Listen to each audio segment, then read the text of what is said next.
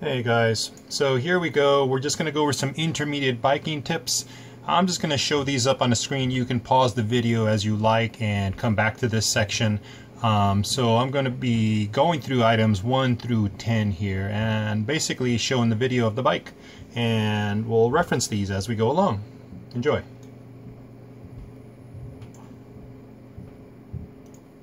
So here we're riding. Basically you've got a berm. For you to get through that berm nice and fast, you can ride the wall, but if it's slippery and wet, you're going to be taking it a little bit slower and potentially towards the ground.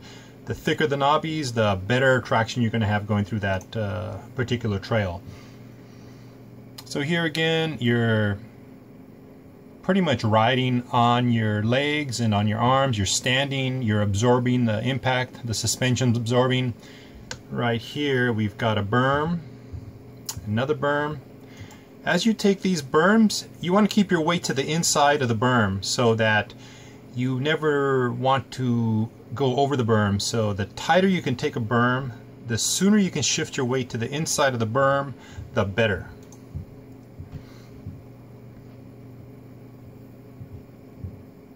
Again, the ground is kind of moist here. It's rained the night before.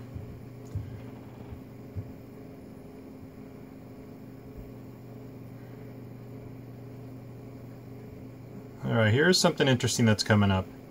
So you can take the easy line to the left, or you can take the harder line to the right. The thing with the line to the right over the wood structure is you want to make sure you're balanced and nice and straight. Don't come in it too hot, don't come in too fast.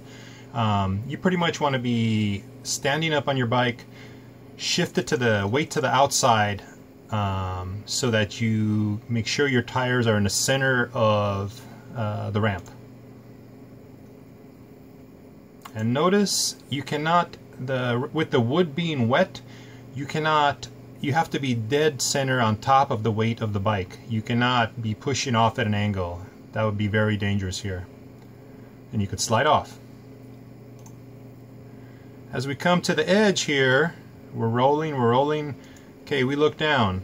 As you come to this point, you're going to lift the front wheel up, and basically the goal is to land with both tires on the ground at the same time.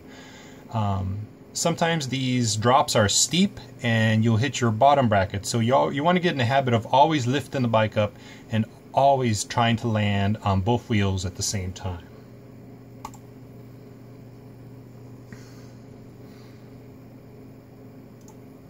Now here, if you're hitting this wall ride, if you're hitting it pretty fast, you can actually treat it like a berm, and if it's dry, if it's wet, forget about it. It's too slippery. Here's our next wood structure. The faster you come into this, the higher up you can go. So basically you have this, you can ride to the upper part if you're nice and fast. If you're going slower, you have to stay in this kind of range right in this area here. So it just depends on how fast you're going into this. Here again, come straight, lift up, drop.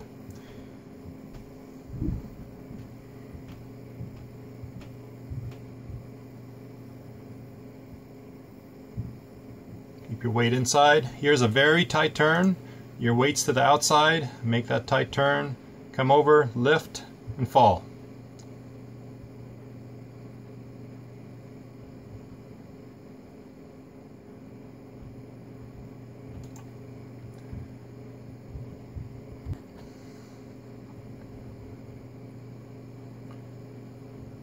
So right here we're going to pick up some speed. We got some big gnarly rocks. So as you're approaching these rocks, you want to look for the line. Okay, because what I mean by a line is a line of non-large rocks. Because if you accidentally go over some of the large rocks, you can get a snake bite and pinch out and flat your tires on this.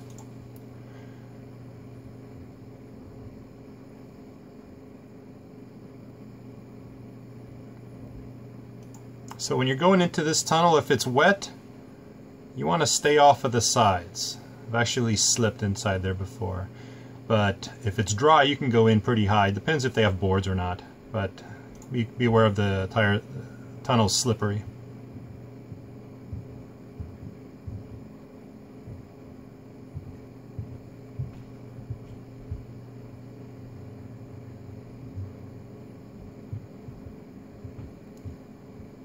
So right through here you're pretty much going about 25-30 miles an hour or so, and what you want to do is do not touch the brakes.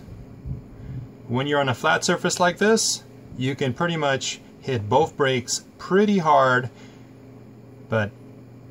and you'll be fine. Do not lock up the brakes, you'll lose control. Basically, you want to be able to adjust your brakes just like cars do with anti-lock brakes. So you have to be the anti-lock for your brakes.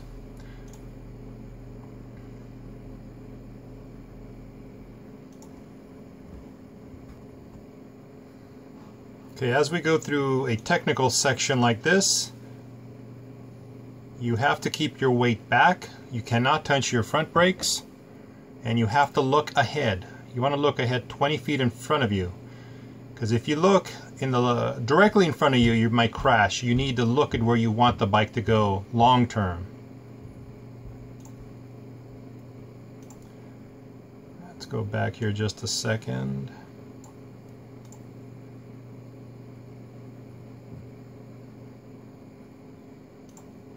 Okay, so as we're going through here, we have large obstacles. So you want to find whatever looks as close to flat as possible to make it the easiest ride for you. And you want to be keeping your weight to the back of the bike.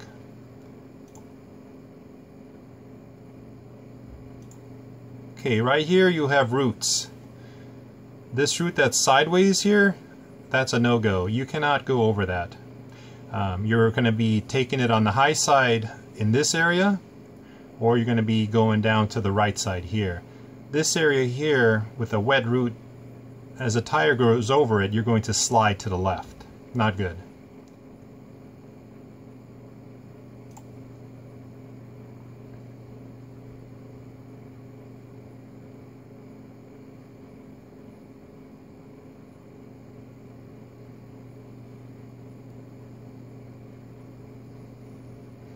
And you're looking for the smoothest path. Right here, basically this turns into a berm. You don't necessarily see a berm, but if you slide out on the tires, the dirt will catch you. So that's a virtual berm you can think of.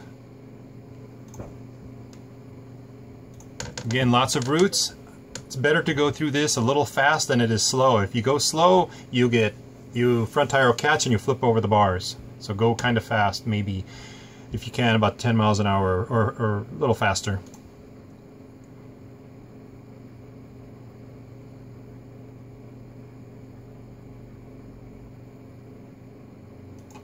Again, you're watching for the track. Where is the line that I want to ride on?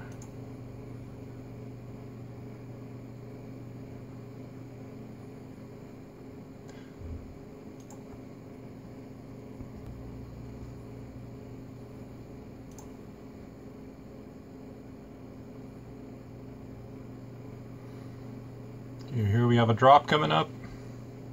I'm going to go a little fast.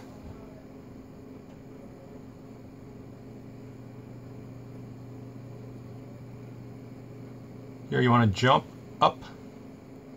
Here, take it to the outside, get your maximum speed.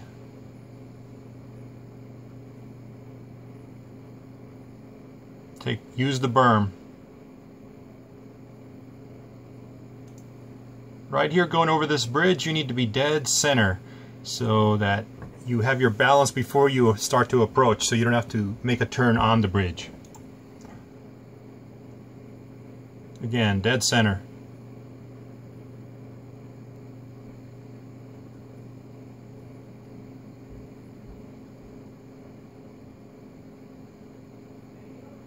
Stay low on this.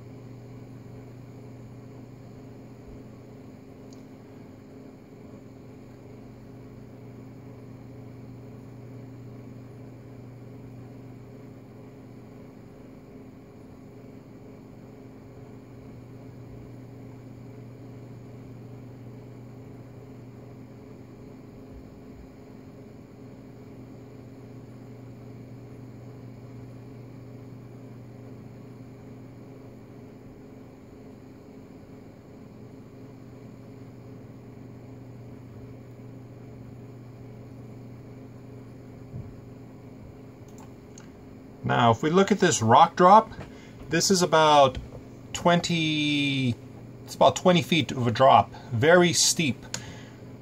Previously when we were on the video, we saw a little wooden ramp that approaches this. I've done this a number of times now. The interesting thing here is once you go, you commit and you land, and you're going to have G-forces when you land because it's nice, it's smooth, and then you sail over this little jump to the right. Anyways, it's a very straightforward jump. It's not many people do it, but it's a lot of fun. Anything that's straight up and down is easy. There's no gap. It's fairly straightforward. You just got to keep your weight back. Do not touch the brakes. That's a fun drop right there.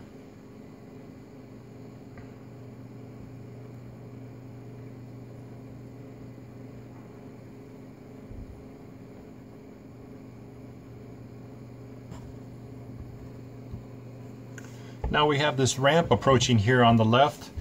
This is nice to hit at about maybe 20 miles an hour.